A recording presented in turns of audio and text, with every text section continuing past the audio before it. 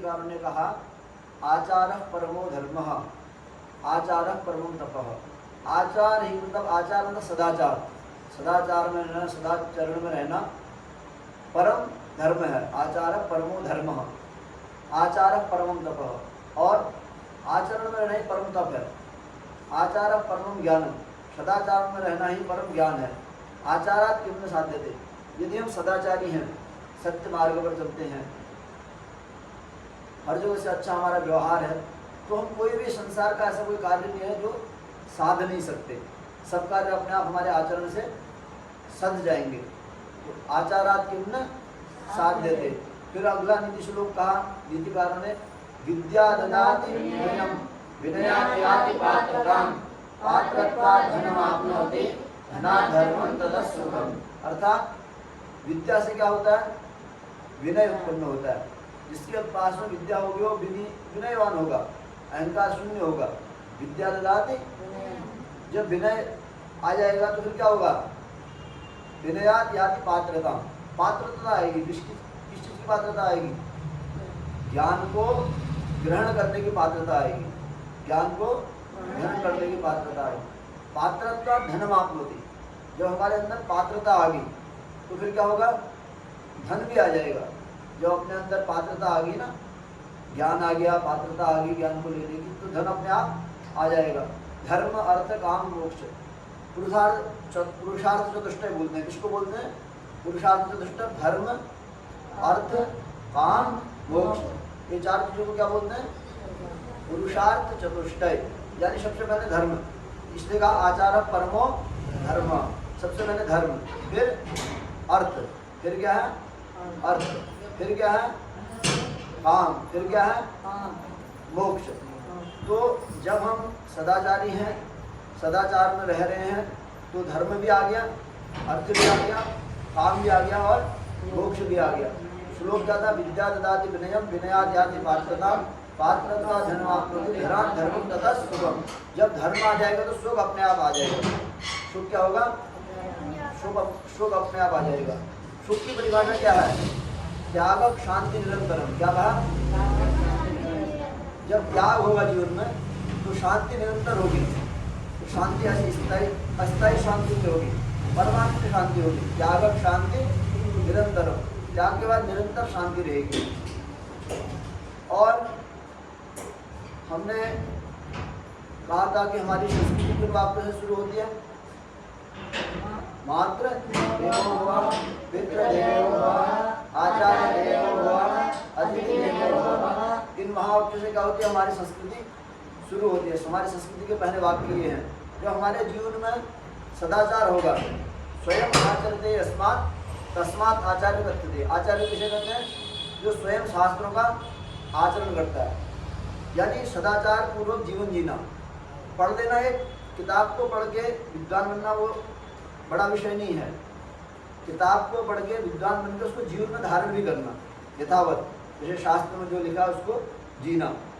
प्रातः संध्या करना और अपने ब्रह्म मुहूर्त में जग जाना, फिर जप नियम इत्यादि सारा विधि विधान से करना। ये जब हम करने लगते हैं तब फिर हम क्या हैं, आचार्य हैं। आचिनोति शास्त्रार्थान आचार्य स्थापनादपि स्वयं आचार्य यस्मात् तस्मात् आचार्य पच्यते। ऐसा नीतिकारों ने कहा। आचार्य वह है जो स्वयं आचरण में उसको लेता है। और वेद हम क्या, हम लोगों ने एक श्लोक पहले पढ़ा था, गोभिर सत्यवेद सत्यवादिभिः अलुब्धे दानशीलेष्टा सप्तवेद धारिते मयि। 7 चीजों से पृथ्वी जो है धारण होती है। गोभिर गोशे, विप्रेष्ट वेदेष्ट सतिभि ब्रह्मवि सत्यवादिभिः अलुब्धे दानशीलेष्ट सप्तवेद धारिते मयि। तो इसमें क्या, वेद कहा ना। आप लोग क्या पढ़ते हो, सब लोग वेद पढ़ते हो ना। तो क्या कहा, वेद शिव शिवो वेदो वेदाध्यायी सदा शिवः तस्मात् सर्व प्रयत्नेन वेदमेव सदा पठे। वेद क्या, साक्षात शिव है, और जो उसको पढ़ता है वो भी क्या है, शिव ही है। शिव के अतिरिक्त तो उसमें कुछ भी नहीं है। तो वेद शिव शिवो वेदो वेदाध्यायी तस्मात् सर्व प्रयत्नेन। इसलिए वेद को हर हमेशा पढ़ना चाहिए, एक समय नहीं। पूरे जीवन पढ़ना चाहिए, अभी से लेके पूरे जीवन पर्यंत वेद का अध्ययन करना चाहिए। और वेद के 6 अंग क्या है? शिक्षा, शिक्षा, ज्ञान,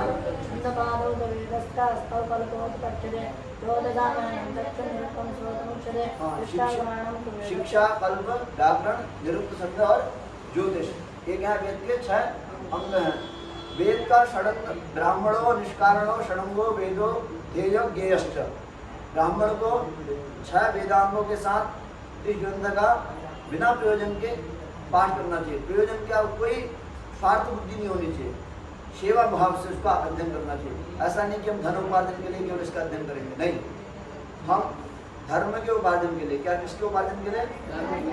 धर्म के उपार्जन के लिए इसका अध्ययन करेंगे। जब धर्म आ जाएगा तो अर्थ अपने आप आ जाएगा। जैसे एक दूसरे से कड़ी जुड़ी होती है, धर्म है, धर्म के बाद फिर क्या है? अर्थ है, अर्थ के बाद फिर क्या है?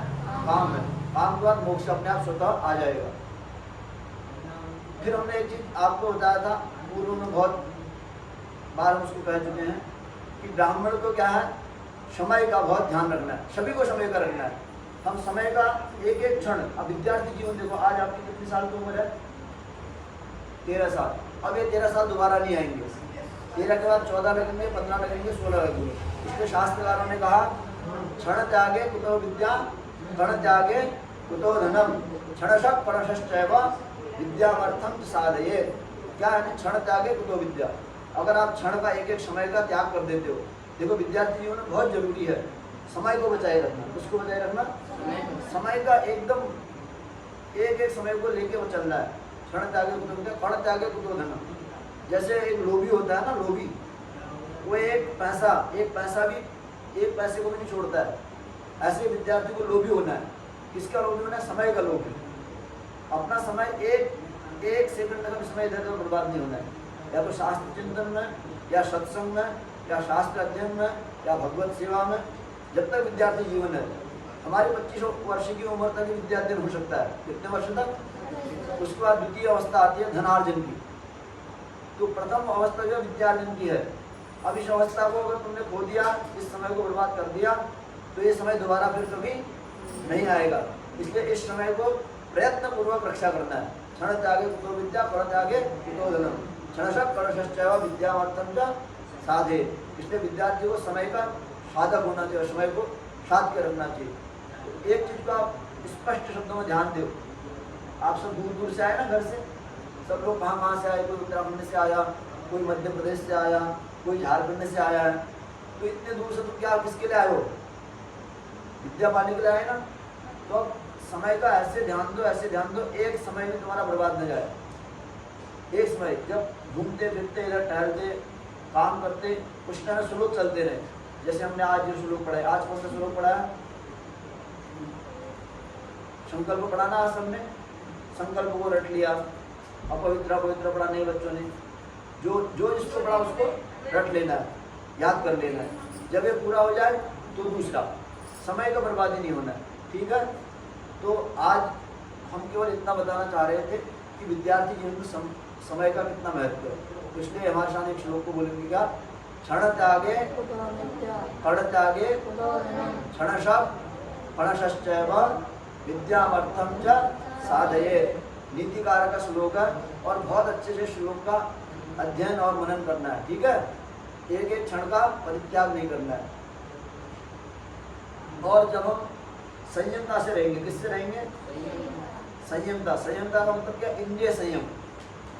हमारा आँख केवल पढ़ाई पर, आँख का काम क्या है? देखना। तो वो देखे तो किताबों को ही देखे, सत्संतों को देखे, अच्छी भगवान को देखे, गौ को देखे, अच्छे सदाचारी ब्राह्मणों को देखे। हमारी आँख भी देखे तो अच्छा ही देखे, तो अध्ययन के सामग्री को देखें, उसके अतिरिक्त किसी चीज़ को नहीं देखना है। और कान सुने तो क्या सुने? वेद वाणी सुने, उपनिषद, गीता, शास्त्र इत्यादि सुने, सत्संग सुने, इसके अतिरिक्त कोई सुनना नहीं। और नाक का काम क्या है? सूंघना। सूंघने में भी हमारी गंध आए तो शास्त्र में गंध आए, इसके अतिरिक्त उसने जैसे बाहर का खाना पीना नहीं, शुद्धता पूर्वक, शुद्धता वायु।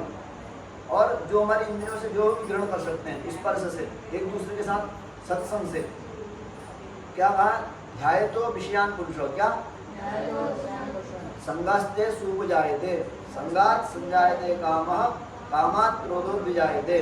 यानी विषयों का ध्यान, जैसे जिस विषय का ध्यान करेंगे वो अपने आप उपस्थित हो जाता है। ध्याय तो विषयान संगस्ते सुपजायते। अब फिर संगति, जैसे संगति करेंगे वैसे गुण आ जाते हैं। संगात संजायते कामः, संग के अनुसार कामनाएं उत्पन्न होती हैं। जब आप पढ़ने के साथ बैठे हो तो पढ़ने की कामना आएगी। संगात संजायते कामात् क्रोधोद्विजायते।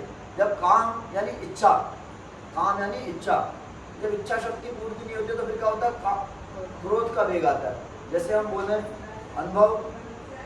अनुभव को लड्डू खाने का मन है, अनुभव बोले हमको लड्डू दे दो, सब अगर हम लड्डू न दें तो अनुभव को गुस्सा आएगा कि नहीं आएगा? आ जाएगा ना। इच्छा पूर्ति नहीं है तुरंत गुस्सा आया। तो जब इच्छा पूर्ति नहीं होती तो ही क्रोध का जन्म होता है। क्रोधात् भवति सम्मोह। जब क्रोध का जन्म होता है तो फिर क्या, सम्मोह हो जाता है। सम्मोह यानी ये सही है कि गलत है, सम्मोह एक दूसरे कोई सही समझ नहीं है। सम्मोहात् स्मृति विभ्रम, सम्मोह होने का स्मृति का विभ्रम। क्या होता है स्मृति? स्मृति यानी मेमोरी। स्मृति में हमारी फिर याद रखने की शक्ति क्षीण हो जाती है। देखो हम इतना सारा बोल रहे हैं अभी, जब ये सब हम बोल रहे हैं स्मृति से बोल रहे हैं ना, स्मृति में सब इकट्ठा है तब हम बोल रहे हैं। अगर स्मृति में भ्रम हो जाएगा तो फिर कोई चीज़ स्पष्ट नहीं होगी। स्मृति भ्रंशात बुद्धि नाश हो। जब स्मृति में ही संशय हो जाएगा तो बुद्धि भी काम नहीं करेगी। बुद्धि सोचना, समझना, सही गलत, बुद्धि का काम क्या है? सत असत विवेचनी बुद्धि। सत और असत का विवेचन करती है कौन? बुद्धि। सा संज्ञाता इति पंडिता। जो सत असत विवेचन बुद्धि का पंडा है, उसको निग्रह करने वाला वो क्या है? पंडित है। सत असत विवेचनी बुद्धि शास्त्र संज्ञाता इति पंडिता। सत असत विवेचन बुद्धि का जो करता है वो पंडा बुद्धि, पंडा बुद्धि कहते हैं पंडित। पंडित शब्द सत और असत का जो सही से विवेचन कर सके वो पंडित। और बुद्धि का निर्णय सही और गलत का है। अब जब बुद्धि हमारी सत्संगी होगी, शास्त्र सम्मत वाली होगी तो वो सही निर्णय लेगी, अगर नहीं होगी तो गलत निर्णय लेगी। बुद्धि नाशात प्रणश्यति। यदि बुद्धि नहीं है तो विनाश हो जाएगा, व्यक्ति का विनाश हो जाएगा। जैसे रावण का विनाश काले विपरीत बुद्धि। रावण देखो कितना विद्वान थे, रावण श्रेष्ठ विद्वान थे, कोई चीज में कमी नहीं थी उनमें। रावण जी में राम भगवान से टक्कर लेने में किसी चीज में कमी नहीं थी, न ज्ञान में, न शास्त्र में, न अस्त्र में, न देव शक्तियों में। रावण में वही शक्ति थी जो भगवान राम जी में एक शक्ति में सामान्य पुरुषों में ज़्यादा थी। राम भगवान तो एकदम केवल सामान्य वेशभूष में थे, उनका न रथ था न कुछ था, रावण के पास सब कुछ था, पर फिर भी उसकी क्या हुई? विनाश हुआ। क्यों? बुद्धि नाशात प्रणश्यति। भगवत गीता में कहा ना, ऐसी दुर्योधन का पक्ष देखो, कितनी अक्षोणी सेना थी, कितनी बड़ी बड़ी सेनाएं थी उसकी, पर दुर्योधन का क्या हुआ? विनाश हुआ। और अर्जुन का क्या हुआ? विजय हुआ। कारण सत्संग। अर्जुन के पक्ष में क्या धर्म है? ये तो धर्मस्थ हो जाए एक बात। दूसरी बात सत्संग, अर्जुन के साथ सत्संग है। भगवान कृष्ण जी का गीता का दिया हुआ उपदेश है। भगवान कृष्ण ने क्या उसको गीता का उपदेश, अमृता उपदेश पहले ही दिया, पहले सत्संग दिया। उसके कारण ये तो धर्मस्थ ततो जय। जहाँ धर्म था वहाँ विजय हुई।